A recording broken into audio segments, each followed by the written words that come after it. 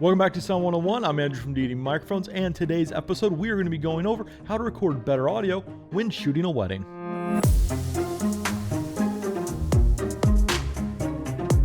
So let's identify first what actually needs to be recorded that's unique and special to a wedding, and what can we ignore and not have to concentrate on.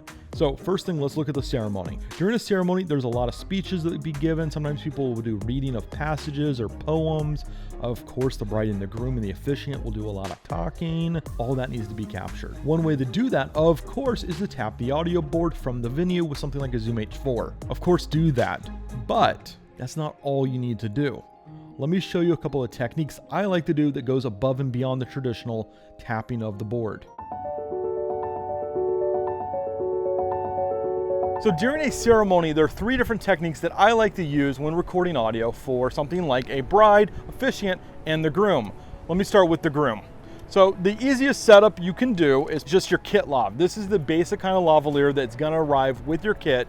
So if you have something that came with something, this technique is always gonna work for you, and that is this. You'll notice here on the left-hand side, so very kind of Western style attire, you're always gonna have a lapel jacket, and you're gonna have, of course, your boutonniere on the left-hand side. I like to hide this big chunky lavalier that comes with your kit behind it. So what I'm gonna do, so I'm gonna lift up these flowers a little bit. I'm just gonna tuck that lavalier right there behind a flower. And then I'm gonna say, can I unbutton this for a second? Absolutely, here I go. And then inside, I'm gonna just tuck this wire all the way in, hide it, and there we go, and it just disappears. Then what I'm gonna do is I'm gonna take my body pack recorder, I'm gonna plug right in. I like to use body pack recorders instead of just wireless setups because you never know when you're gonna get interference. And during a wedding, a situation like this, you only get one shot. You don't get multiple weddings, at least you hope not, right? I mean, I hope not. I hope this is the one. And in that case, you only get the one shot to get good audio. So with this fully exposed, I leave the foam windscreen on because here we are outdoors, but also I don't know where he's gonna be going after the wedding's done, and I still want to capture audio, and I may not be able to get to there, but I'm already set up for even worst case scenario. My foam windscreen's already on. So I've got my body pack on. I'm gonna have him do a quick mic check for me. So I'm going to go into my gain menu. I like to start at a plus 18 dB. I'll check my audio real fast and I say, what did you have for breakfast this morning? Yogurt, granola, blueberries. Perfect, and I got a great audio check from that. The reason why I ask, what did you have for breakfast, is because if you ask them to do a mic check, the first thing they're gonna go is, mic check, and they're always gonna be like 4 times louder than they ever will be during the actual scene, or in our case, a wedding. So if you can get them to talk as natural as possible, you're gonna get the best audio check, which means as I hit record and walk away from this guy, I don't have to worry about whether or not this is gonna get clipped audio. And because this is a wedding and I only get that one shot, I am gonna go in and I'm gonna make sure my limiter is turned on. So if for whatever reason things do get loud and exciting after the ceremony, I'm already good to go. So what I'll have you do is let me have you spin around, lift up, and I'm gonna go right to the belt. Now, if he is wearing a tuxedo, not always will they have a belt, but this tuxedo does. Otherwise, I would be just going to the top of the pants. And I would lift up the jacket, lift up the antenna, look up the wire, make sure that smooths out perfectly, and as you can see, it has fully disappeared. So as the wedding photographer is taking photos from afar or even from the bride's angle over the shoulder, this flower is gonna hide that big, giant, chunky kit lavalier. Now let's take a look at the officiant. He is wearing a European cut suit. It looks nice and clean, nice and tight lines. Now I know I can't get away with something nice, big, and chunky, so let me get away with something much more concealed. This is the WLAV Micro, only 3mm. And what I'm gonna do is I'm gonna go right there to this button in this area. I'm gonna try to go right for the center of the sternum. Okay, and what I'm gonna do is I'm gonna place this lavalier right there with some double-sided super stick-it tape. This super stick-it tape is gonna get wrapped around the Ursa foamy. What that's gonna allow us to do is place it right between the layers of fabric, separate it by using the foamy. It's gonna do any kind of shock absorption that may happen from the walking process to in front of the center of the stage for the wedding. And I'm gonna get great audio. So I'm gonna place it here and then I'll do the top button right there to clean it all up and just smush it all down. Now, of course, I'm doing this during our fake ceremony setup. All this stuff done with the officiant and the groom would happen while they're getting ready during the groom prep stage much earlier in the day, but I don't got the budget for that. So we're gonna do it all right here. So I'll come in.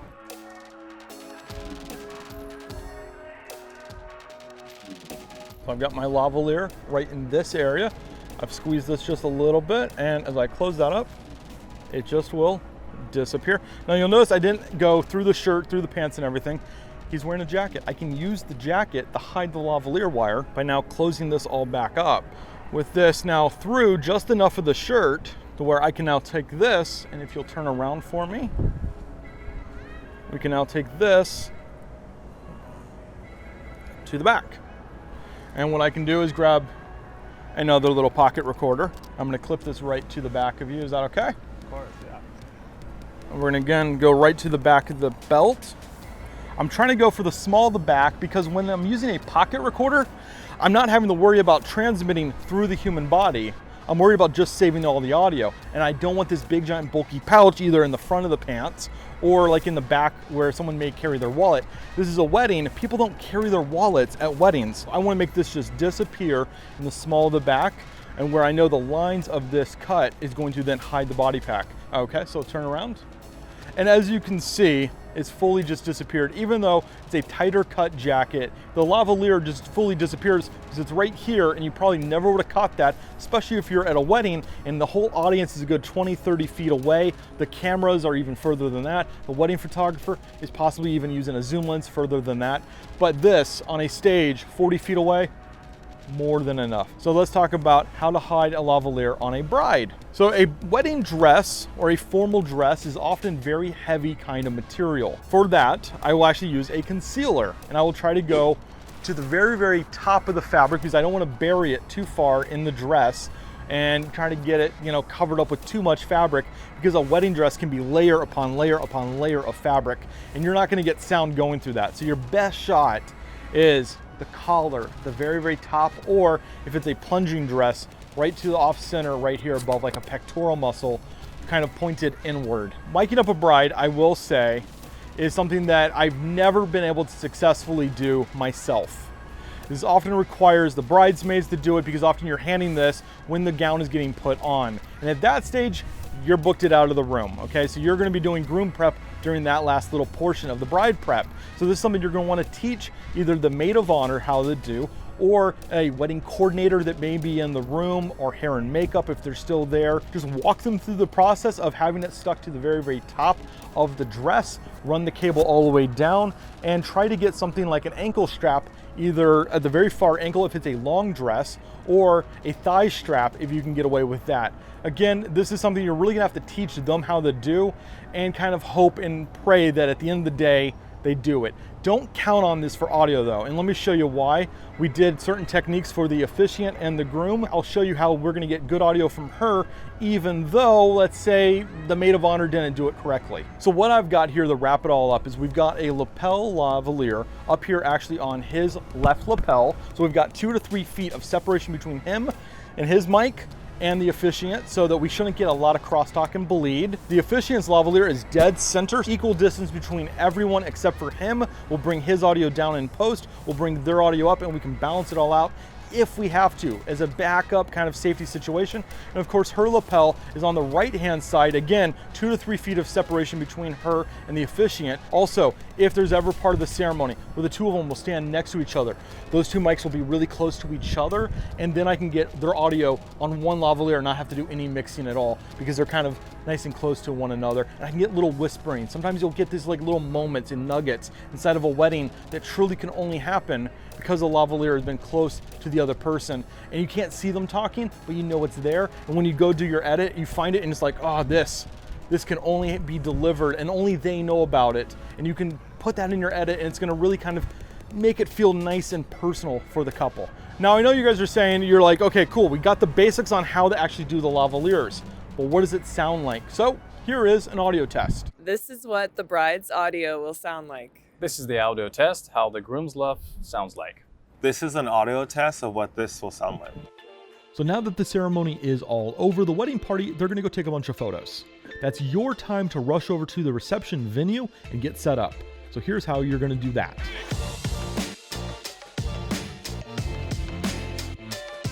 So now it is time to record the audio for the reception. And you may say to yourself, how is this any different than the ceremony? But let's start off with what's actually not different at all. I still have a lavalier out on the groom, because what's gonna happen is he's gonna wander around, people are gonna come up and say nice things about him, and he's not gonna remember I'm wearing a microphone. He's just gonna be honest, he's gonna be open, he's gonna be very receptive to like greet people and not feel like he's having to put on a show. So I'm gonna get these great honest moments from the bride and groom throughout the whole night, and it's gonna be like little nuggets of emotion that I can just drop into my edit at any given moment. So that's still happening, right? The pocket recorder I've got on there is still gonna be the BPT-RX. The record time is like 20 plus hours. I mean, it's perfect for a wedding. What's different though? Now on my camera, I am making sure I've got the D3 Pro because I want that gain knob. So I may be going from say outdoors where people are just enjoying the weather and the nice night that is happening and being kind of quiet, not too rowdy. It's not loud music anymore. They're trying to get away from loud music. I want to crank that microphone up a little bit. Now I go back to the dance floor. I may have to crank this down quite a bit, and that's what the D3 Pro really gives the wedding and live event shooter, that control over their audio. So I've definitely got an on-camera microphone to make sure I've got what's going on in front of my lens. Furthermore, let's take a look at this DJ board. Now this is a average kind of mixer that you're gonna find at all sorts of live events. It's gonna be a bunch of faders and knobs and inserts and all sorts of inputs, right? It kind of all the same thing repeated multiple times. The thing that you care about is in this upper right-hand corner, there's gonna be an output. That output is sometimes called tape out or record out. Typically, it is a left-right RCA mix.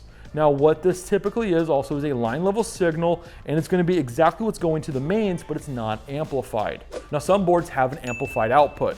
That output is gonna be too hot for a handy recorder. So what you're looking for is that record out or tape out. Now, this board does not have that though. This board instead has a main out, and it has something called output A, which is an auxiliary output. Now it does have, of course, a B, C, D, and E headphone jack, but that auxiliary A has its own separate left-right output that's a line level signal. And if I go into the A bus, I could actually set my own mix. Say I want the podium mic, maybe I want the wireless handheld mic, and I want the DJ's mic. And I may want to say mute the music and not get anything from say a CD player that the bride brought because she wants certain song played for the father-daughter dance, right? I want to have all that muted so I can go back and mix all my own audio in post and only get the wireless microphones. But if that's not available and all you have is a much more basic board than this and it has that tape or record output, go with that and you're going to be a happy camper. Now if you are going into something like a handy recorder from Zoom, remember that's going to be an RCA. You're going to want to go into the 1/4 inch jacks instead of the XLR jacks. This is a combo 1/4 inch and XLR input. The 1/4 inch is a line level, the XLR is a mic level.